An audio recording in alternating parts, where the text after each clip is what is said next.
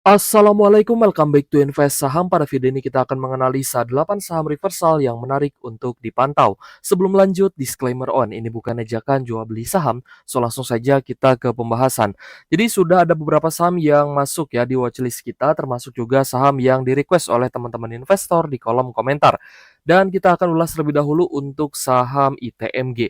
ITMG sudah cukup menarik, sudah mulai terjadi tanda reversal. Salah satunya adalah karena adanya akumulasi dan kenaikan dari zona supportnya. Kita lihat untuk support terdekatnya ada di 22.000 sampai di 22.100. Untuk ITMG kemarin mengalami kenaikan 0,11% di level Rp22.700 per saham dengan area high di 22.900. Meskipun memang kenaikannya belum terlalu tinggi, tapi kita lihat akumulasinya mulai menarik, terutama akumulasi dari investor asing. Untuk retailnya terpantau beberapa ada yang melakukan penjualan ya atau take profit, kemungkinan karena sudah beli di area low-nya. Kita cek untuk saham ITMG, ternyata akumulasi asing ini mulai rutin setidaknya di 1 bulan ini guys. Di bulan Oktober, teman-teman perhatikan, di sini akumulasi asingnya mulai menarik ya, mulai bagus juga. Dan bahkan jika kita lihat di bulan September pun sangat bagus guys. Ya, selama, kita lihat harga sahamnya ini masih cukup sideways, otomatis akumulasi asing ini ya masih, mengumpulkan barang lah istilahnya di harga, support atau di harga yang murah. Jadi untuk di saham ITMG saya rasa ada potensi untuk bisa reversal, meskipun harus kembali, mendobrak ya level resisten terdekat yaitu di sekitar 23.000 sampai di 23.100. Nah, ini adalah, titik resisten terdekat yang harus dijebol oleh ITMG untuk bisa kembali uptrend. Tapi karena kita lihat 2 bulan ini sudah, rutin diakumulasi asing, jadi tidak ada salahnya teman-teman, jika ada ketertarikan ya untuk mencoba entry buy, ya silahkan. Karena kembali lagi disclaimer on, semua keputusan investasi di tangan masing-masing. Tapi memang kita melihat akumulasi asing di 2 bulan terakhir ini menunjukkan tanda-tanda yang bagus. Kita lanjut ke saham PTBA guys. Untuk PTBA juga sempat turun bahkan di bawah area low-nya. Nah, ini kan sempat jebol support juga, tapi dalam waktu yang singkat bisa kembali naik dan stabil kembali di harga sekarang yaitu di 2350. Untuk PTBA kita cek ternyata ada small distribution terutama dari domestik dan retail untuk CC PDXL sebagai top seller. Ada YUGRZP sebagai top buyer-nya, BK juga terpantau masuk. Jadi kita cek untuk saham PTBA. Untuk PTBA sendiri kita lihat akumulasi asing mulai masuk di 1 minggu yang lalu, terutama sejak tanggal 17 Oktober. Ya, jadi di minggu kemarin kita lihat akumulasinya sudah mulai bagus, kecuali di tanggal 22 Oktober itu masih net sell di 14,5 M. Dan terakhir hari Jumat net buy kembali, meskipun kecil hanya 2,5 M saja. Jadi saya rasa untuk PTBA ada peluang juga sebenarnya untuk bisa naik. Apalagi jika asing lanjut akumulasi, maka tidak mustahil PTBA juga bisa dinaikkan. Tapi kalau kita mengacu ke harga acuan batu bara yang mana memang juga sedang sideways. Kita lihat untuk harga, batu bara Coal Ash Newcastle ini memang sempat rebound ya dari area terendahnya. Kita coba lihat waktu itu area low-nya di mana guys, di sekitar $93 per ton. Lalu sempat naik juga ke $115 dan tiba-tiba ambruk guys, tiba-tiba ambruk dan kita lihat mulai kembali stabil di atas $100 per ton, tepatnya di $104 per tonnya.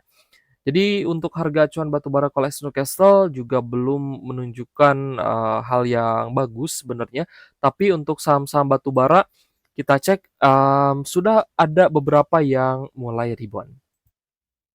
Termasuk juga KKGI yang sempat kita bahas di beberapa minggu sebelum ini. Namun, KKGI ini ada correction guys, dari area high-nya di 420-an dan kini mulai menunjukkan tanda sideways di sekitar 360 sampai 370.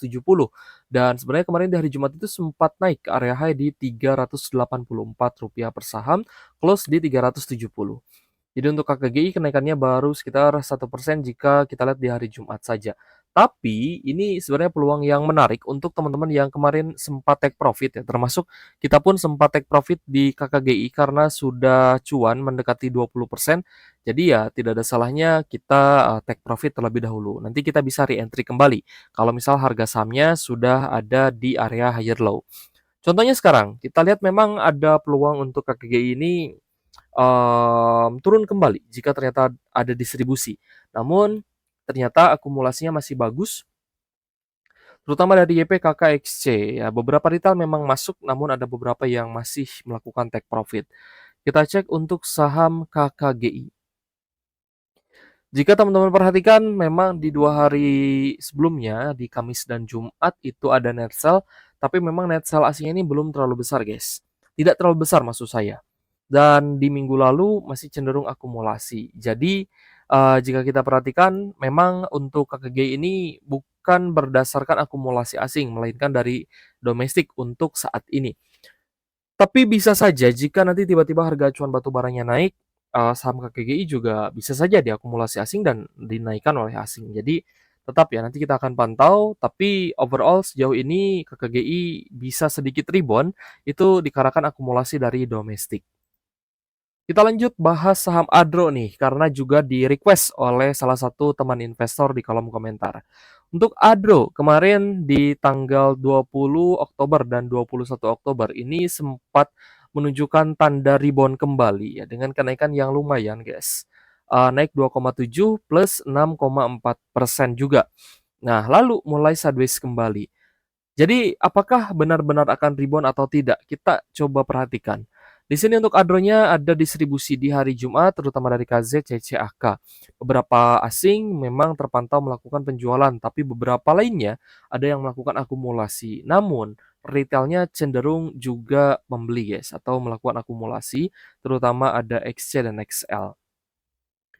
Jadi, saya rasa untuk adro ini masih membutuhkan waktu yang lebih lama lagi untuk bisa confirm bahwa nanti asingnya akumulasi besar-besaran. Meskipun kita lihat, di hari Jumatnya itu net sell 39 miliar, tapi jangan lupakan akumulasi asing di tanggal 21 Oktober, yaitu 140 miliar net buy dari asing. Itu di minggu lalu, jadi memang asingnya keluar masuk di saham Adro. Sehingga untuk Adro ini ya tentunya asing tidak ingin terlalu banyak retail. Jadi ya wajar saja asingnya keluar masuk, mereka masih belum menentukan nih apakah akan lanjut net buy terus ya secara rutin atau ya masih akan digocek-gocek seperti ini, guys. Kadang satu hari net buy, satu harinya net sell dan terus terjadi sehingga harga sahamnya pun ya seperti ini ya dia cenderung sideways atau jalan di tempat. Lalu bagaimana dengan AAD yang, di beberapa minggu sebelumnya pun ini diakumulasi asing, tapi kok harga sahamnya seperti loyo gitu ya. Untuk AAD sendiri terakhir di hari Jumat ini koreksi 0,9% di level Rp7.825 per saham. Kita lihat sih ada distribusi terutama dari LG, CCAK, ZP.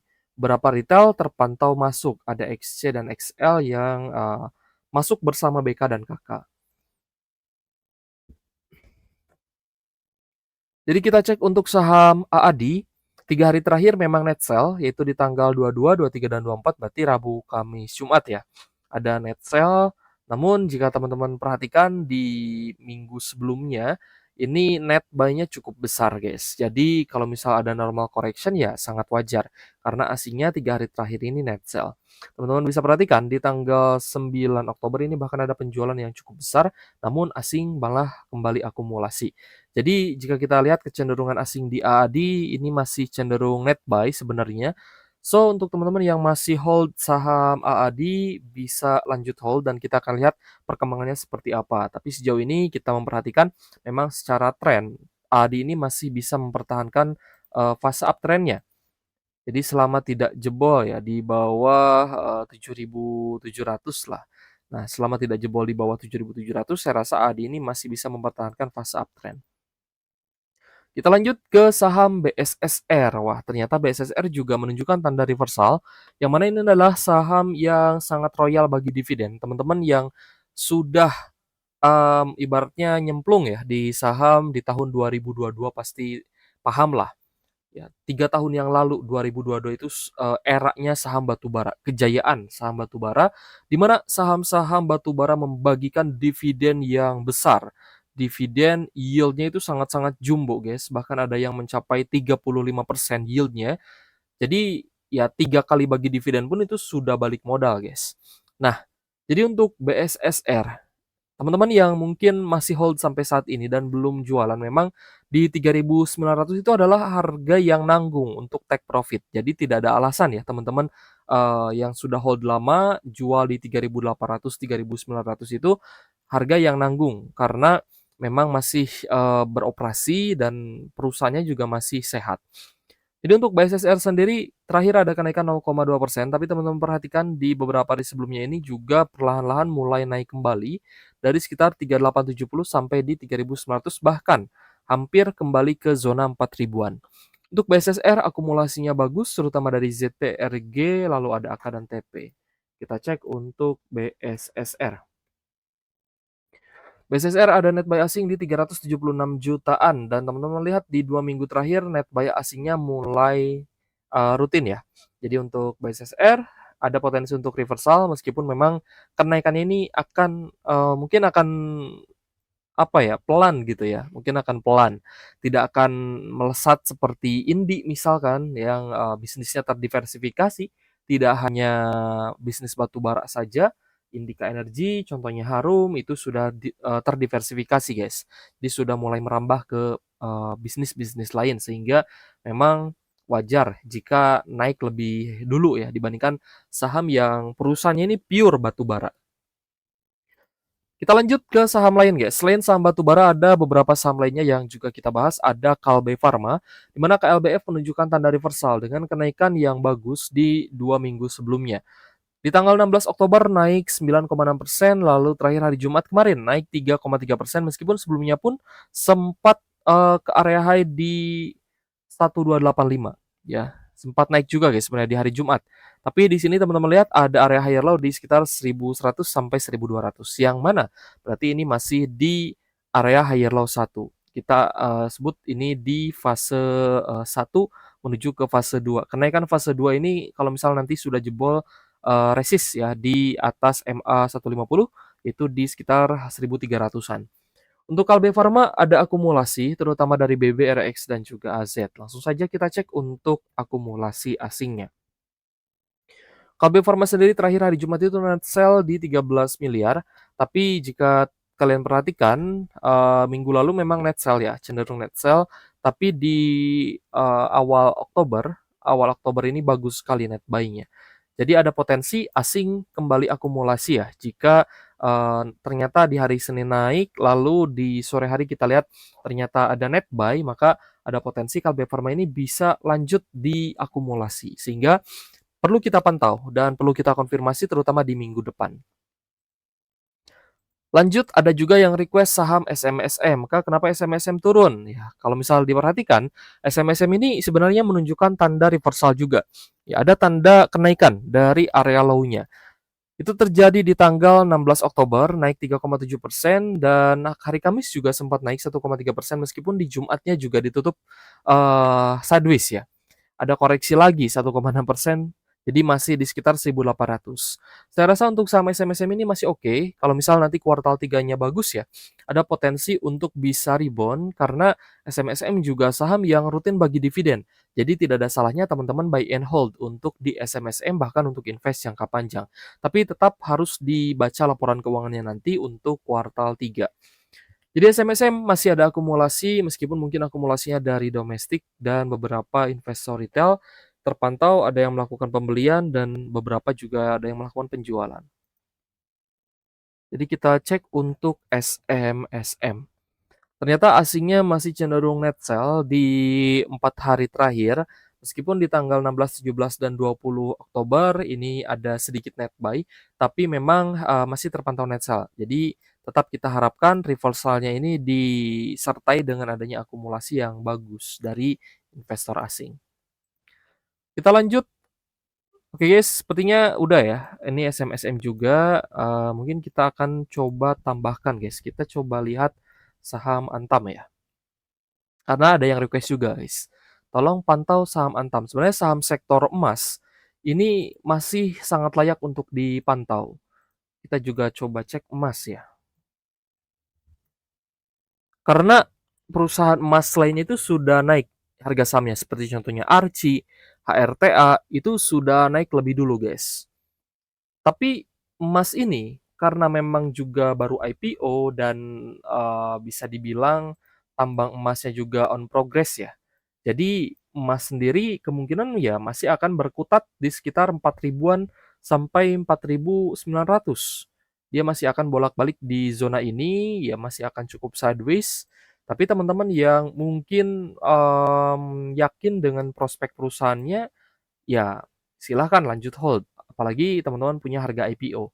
Tapi ya jujur kita sudah jualan guys untuk harga IPO-nya emas, jadi mungkin kita akan mencari harga emas lagi di sekitar 4 ribuan karena jika melihat perusahaan lain ya sudah berada di zona high, sudah berada di area yang cukup tinggi. Archie, HRTA, Antam, PSAB itu kan sudah naik tinggi.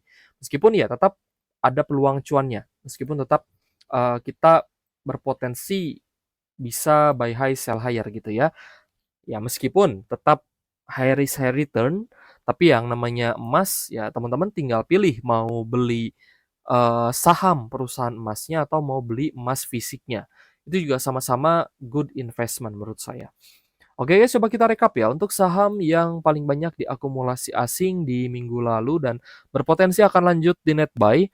Untuk big banks-nya ada, Bank Mandiri, BBRI, BBCA. Sedangkan saham lainnya ada Astra International, lalu ada Unilever, Telkom Tepia, LPKR, lalu ada saham Akra. Akra juga mulai bagus, guys. Kita lihat juga ada Film, DSSA, UNTR, CDIA, JPFA, Inet, Antambul, INDF, AMRT. Kalau nggak salah, Akra ini di kuartal 3-nya masih bagus ya, masih konsisten. Nanti kita coba lihat lagi lah, lebih lengkap lagi. Tapi ya kemarin kayaknya saya sempat lihat ya. Tapi kalau misalkan ada kesalahan ya mohon dikoreksi di kolom komentar. Oke guys, thank you for watching. See you on the next video. Wassalamualaikum warahmatullahi wabarakatuh.